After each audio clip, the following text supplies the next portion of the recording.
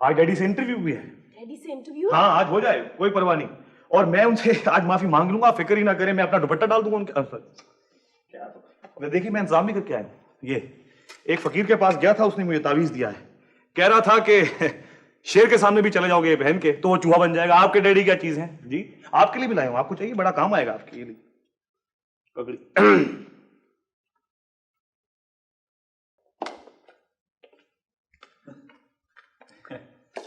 लाल बत्ती जल रही है, मसरूफ होंगे, कल आऊंगा। नहीं नहीं नहीं, आपने तो तावीज पहना हुआ, डरने की क्या बात है। मैं तुम्हें मच्छर की तरह मसल कर रख दूंगा।